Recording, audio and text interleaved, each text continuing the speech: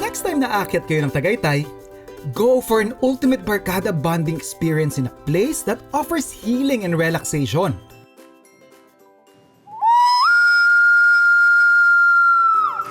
Both for humans and their furry friends. Kada Café, it started off as an idea by our family. We actually had extra space here in the training complex, so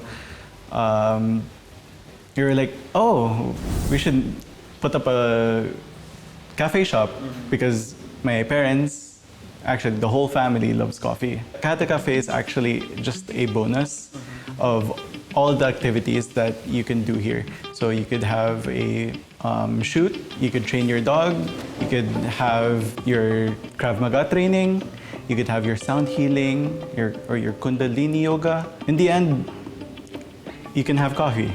The name Kada was from my dad's friend group, so it's short for Barkada.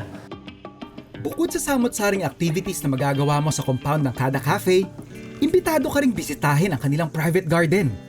I sometimes give them away to our friends, relatives, Apo. Whoever wants. Kayo, gusto nyo, mag-uwi kayo. It's for our personal use. We have a lot of dill, and then the pechay are always in bloom. Yes. All year round naman po ang pechay. And for some reason, arugula. So arugula is Abundant here, dito po, abundant here. That's kangkong right there, calamansi.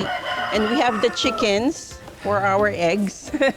Nakakatuwa lang na you're maximizing a supposedly idle part of your property. Normally ito, sa iba, gagawin lang to Bermuda.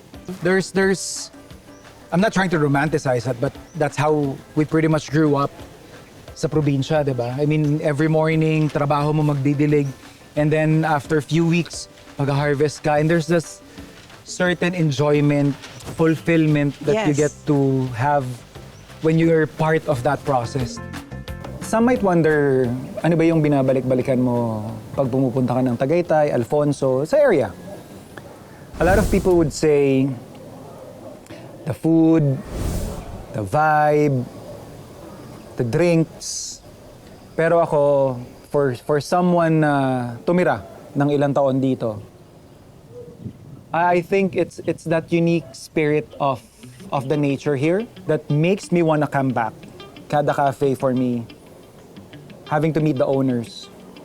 Bukod doon sa simplicity of what they're serving, just the pure honesty of wanting you to be disconnected and just reflect on what you have and be thankful. Ang haba ng litanya ko para introduce sa inyo kasi na-enjoy ko talaga yung kanilang ginger tea. Yun yung nararamdaman ko kanina while enjoying yung very hot. And may intensity din kasi siya eh. Strong yung in-order ko na ginger tea.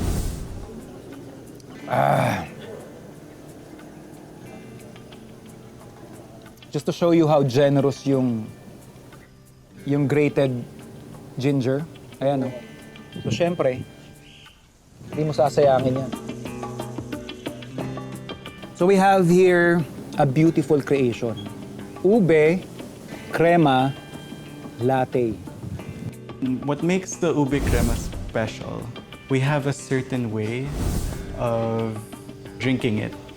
That special way makes the drink whole.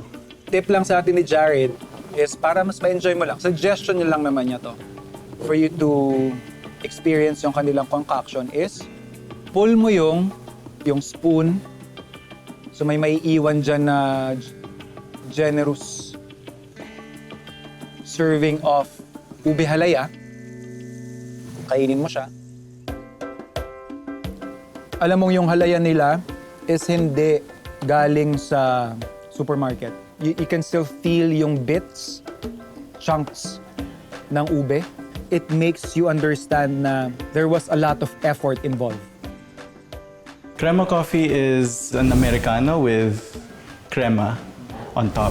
What's special about it is that you don't really see people use crema around here. So we try to integrate Americano with a little bit of a soft and sweet cloud on top of it. It's a perfect combination of bitter, sweet, creamy, and then top ng yung bits ng milk chocolate. Solid na pampagising to. Lalo na dun sa medyo gusto nila may angas yung kanilang coffee. So for me, solid talaga. As you unplug from the noise of the outside world, you'll also be able to experience healing kapag sumali ka sa kanilang kakaibang wellness class. Hi, this is Sound Healing. And I'll be using all these instruments. And I'll be introducing you to some sounds. And I'll be using the gong. Okay. Oh, so the sound is a complementary healing for your body, mind, and spirit. It also stops the external and your internal noise. Inhale deep. Exhale. Inhale to begin. Om Namo